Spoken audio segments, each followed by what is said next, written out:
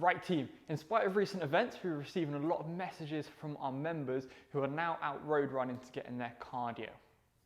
A lot of these messages are coming from them saying they're getting some pain in their hips. So this is a video just to explain a little bit about the road running, how to almost diagnose where that pain is coming from, some things you might have overlooked, and how to adapt and overcome to the point where you're out road running with no pain at all. So the first thing people often neglect is a good warm-up when going out running. A lot of the time when you're in the gym, use the treadmill to warm up and get that heart rate up. So you think, out running, you just start slow and you speed up. However, that's not it. That's not the only part of a good warm-up. You start off on the treadmill, you get the heart rate up, and then you go through some dynamic mobility routines to get the joints primed, get them moving in all different orientations and different directions. And that's the bit that a lot of people neglect. You don't have that dynamic mobility routine when going out running. So start off with a gentle jog. Start slow, get the heart rate up. When you're feeling a little bit warmer, stop for a minute, do some mobility work. So any sort of mobilization will work, especially around the hips, but you want to make sure you're moving the hips in every single orientation. So something where you're flexing and extending the hip up and down. So that could be a squat, boom, sitting low. As you can see, the hip is flexing and extending. Also getting the added benefit of getting the knees out. So working abduction and adduction. Also, we want some sort of movement to help rotate the joint through the axis as well. So open the gate, and close the gate as we go through that one. So squat, sitting low, driving the hips out. Any sort of high knees, getting the high knees higher than when you're running. Yeah, to get further range of motion. Any sort of open the gate, close the gate, those type of movements. That's going to help prime the joints even more and get the joints ready for the forces that you're going to put on your joints. So it's going to take more of the impact out and you're going to get less joint pain. So first up, I want to stress the importance of correct footwear. So a lot of our members used to high impact classes that we do, and a lot of you out there will be used to training on the gym floor. So you may be training in trainers more like these, like the Metcons. So they've got a firmer base, they don't flex as much, and they've got a firmer heel, more ankle support. This is good for when you're doing bodyweight movements like squats, or you're moving some weight around. It gives you lots of support. However, because of the hard sole to them, they don't have as much comfort and as much safety when it comes to the running. Whereas if you look more at a running trainer, it's got a thicker heel to the sole.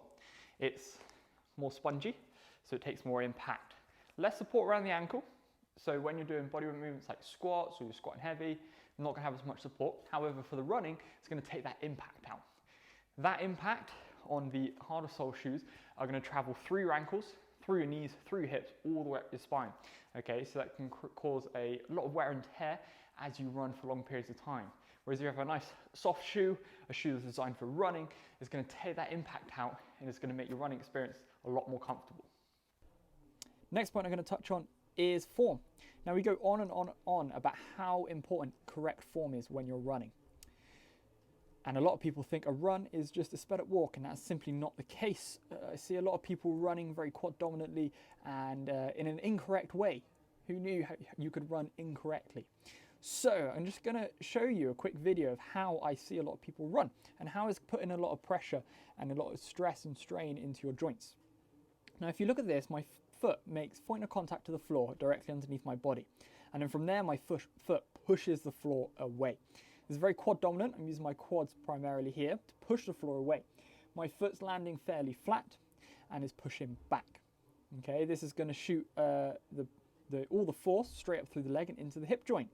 Now if you have a look at this second one, if we look to the animal kingdom, the animals are often seen as best at running, like a cheetah or a horse. If you look at their strides, they start with their foot in front of them. That's the first point of contact, is in front of their body, and then they drag the floor underneath.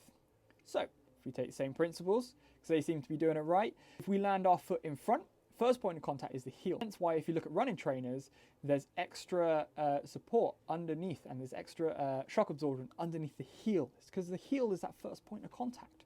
So we make use of that. We start with our foot, the stride in front of our body, land on the heel, and then that the shock absorber in the shoe will absorb that shock. And then from there, we drag the floor and we roll our foot. Now, when our foot reaches directly underneath our body, it should be flat. So when your foot's under your body, it's flat.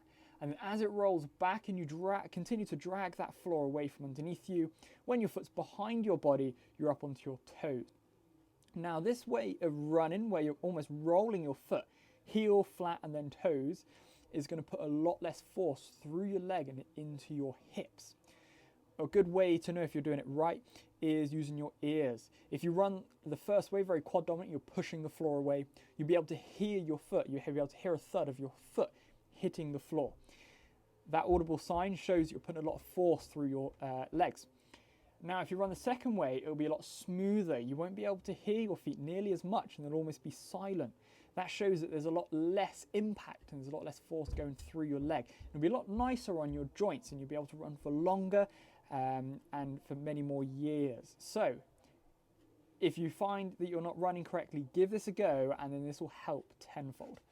So another source of the discomfort or pain that you could be experiencing in your hips is down to your mobility. Sometimes your hips are going to be too mobile, stretching a lot. Sometimes they may not be mobile enough, meaning they're too tight and they're going to be pulling at that joint in horrible ways.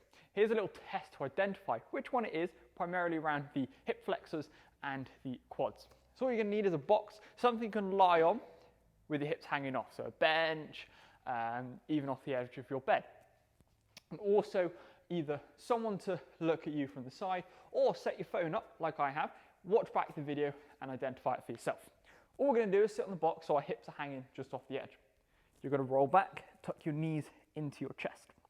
Now from here we're going to take one leg, we're just going to allow it to completely relax and keep the other leg up. Now, what we're looking at primarily is the knee joint in relation to the hip joint and the ankle joint in relation to the knee joint. Now from here, first one, we're going to test those hip flexors. Now if you look at the knee in relation to the hip, the most optimal position is your hip being in line with your knee. So a straight line, so parallel to the floor. So for mine it is about optimal. If my knee was hanging when completely relaxed above my hip, that means my hip flexors are very tight and it's pulling on that femur here and it's pulling your leg up. That can cause either an impingement in the front of your hips, and that can cause that pinch and pain at the front, or as your hip flexors are even attached to your lumbar spine, it can cause some lower back pain. So if you're suffering from lower back pain, that might be why, and you might need to stretch out your hip flexors. If my knee was hanging lower than my hip, it means my hip flexors are very loose. It means there's not enough strength naturally to keep it up. There's not enough tightness there. So that means we need to strengthen the hip flexor joint to be able to bring it up. Or don't stretch your hip flexors as much for a while, and then you'll see that knee up to optimum, and then stretch it for the optimum to maintain. Now, next one, looking at my ankle in relation to my knee. Now, if my ankle is hanging, so if you put a perpendicular line straight down my leg down to the floor, if my ankle is in front of that, so there is there's a big angle in the knee joint there, it means my quads are tight. It means it's pulling my lower leg up from the knee joint, and it's extending the knee joint. That means my quads are tight and I need to stretch my quads more. So for me, I need to stretch my quads more. If my ankle was hanging directly below the knee joint, about there, that means your quads are optimum. Okay, so it means there's enough strength in there to keep them up, but it's not too tight to lift them up too high. Now, if you've identified that hip flexors are too loose and they're too mobile, then we're going to stop stretching them as much. If you find that they're too tight, then we need to stretch them out a little bit more. It'll help ease up some lower back pain and also help with that impingement at the front of the hips. Now, good way to stretch out the hip flexors is go for a lunge, place your hands on the floor and push your hips down to the floor. You feel a stretch on the hip flexors here. It's pushing your hips down. So if you find you're doing this stretch a lot and your hip flexors are too loose and they're not tight enough, then stop doing this stretch as much. Don't push it as hard. And then they'll tighten up a little bit, but we don't want them to get too tight. We want to tighten them up a bit more. If they're too tight, then practice that loads and create some mobility around the hips. Also, quads, if you've found that your quads are too tight, that might be because when you're running very quad dominant, like we went through earlier, and then you're building up a big amount of size here. So, easy stretch to work on that. Lifting one leg up, knees together, push the hips forwards, pull the knee back, lift the heel up. You should feel a stretch across the quad. Holding on to a wall or a chair if needed to work on balance, but you should be lifting it up, push the hips forward until you feel a nice deep stretch on the quad. And you're just going to hold it there for about 20-30 seconds for both of those stretches, and making sure you're pushing, you're intensifying the stretch as you work through. So there's a few different mobility tests to test the mobility around the hip joint and the legs to see if you're too mobile or not mobile enough. And another reason you may be experiencing joint pain is you're not doing enough strength training to go along with your cardiovascular training, you're running, okay? So a lot of the squatting movements that we do help build strength around the joint of your knees and your hips and your ankles to be able to withstand the forces that road running puts on your body. So if you're just doing the running, your body's going to get conditioned to that, but if you do the strength training alongside it, the resistance training, then it's going to help protect your joints even more. Obviously at the moment we can't make our way to the gyms, but in the future when we can, get in the weights area, use a resistance machine, build strength around the joints to help with your running. But for now, when you're training at home, you may have some barbells, you may have some dumbbells, kettlebells, lighter weights that you can use to be able to complete that strength training. So key one is a squat, so just sitting low, driving up. Lots of these squats can help build strength around the required joints. Works all the three joints that we want to work on for our running. If you don't have weights at home and you want to increase the load into your squats and you feel like just bodyweight squats aren't cutting it, you can add a lot more resistance. First off, you can slow the rep down. So go down nice and slow, pushing the knees out. You can add a pause at the bottom of the rep where you're squeezing your quads and you're holding it down here and slow on the way up. However, that may not be enough. You may feel like you need a bit more weight if you're squatting a bit more in the gym. From there, even holding on to a heavy rucksack with a load of stuff piled into it to squat with, or you can go for some unilateral movements. You can get a box set up or a bench or a step. You can place one foot on the box, bench or step, and you can go for Bulgarian split squats. Some unilateral movements is going to effectively increase the weight of that single leg. If that gets too easy, then you can even move on to a pistol squat. It's effectively going to double your body weight. So a pistol squat, one leg out, pull yourself to the floor strong, and then from there you're going to push yourself up. So just using the one leg, effectively doubling the load, building a bit more strength in the leg. If you can do a few of those, then you're guaranteed to have the amount of strength needed to be able to protect those joints, and it will help increase your performance when out road running. Another reason why you might be feeling some joint pain when running is that straight up, your body may not be used to it, it may not be conditioned to it. The style of training you were doing before may be completely different to the type of training that running is. So, same way as we started out your training to start with, or if you're starting out new now, is we ease into it. We don't go out steaming out the blocks straight away. We need to prime our body, we need to get it ready, we need to get it conditioned to the movement. One way we're going to try and do that is take away the impact. Okay? The impact is going to be the one that's causing that wear and tear and that's causing that discomfort for you. So the first thing you're going to do when progressing into your running, instead of going straight out and running on flat, take a nice steady jog to a hill. If you're going for a few hill runs to start with, your foot has less distance to travel before it hits the floor. That way there's going to be less force placed on that limb and ultimately less impact placed on your joints. So start by finding a relatively steep hill, run up the hill, walk down. Run up the hill, walk down. Not an all-out sprint, but a nice steady run. Making sure, like we said before, get a good warm up and dynamic mobility routine in beforehand so you're priming the joints, and then get running up that hill. Okay, same thing as you would do at running, run for time, run for distance. But by doing it on that incline and walking your way down, you're taking the impact out of the stride. As you get more and more comfortable with that, you can increase the speed, start sprinting up the hill, and as you start to get more comfortable, or even you can move back down onto the flat.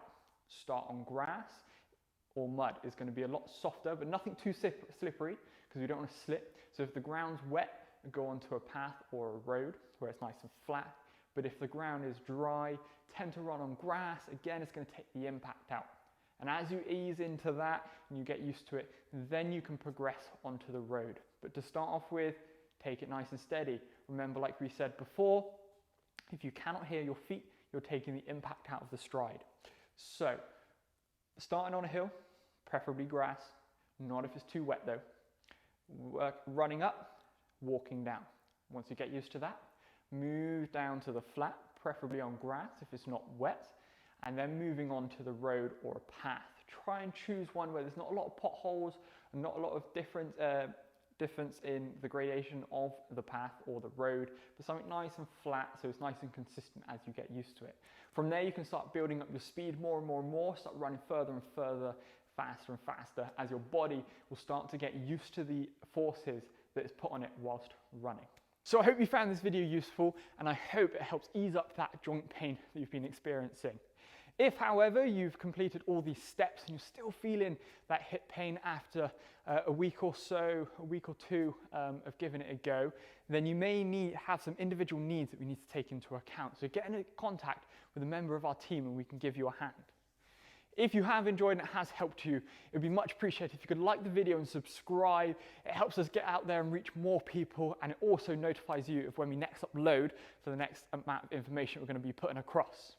Also, if you can, go like our Facebook and follow our Instagram, where we're doing daily posts and putting on our stories of what we've been up to and little tips to help keep you moving during this time.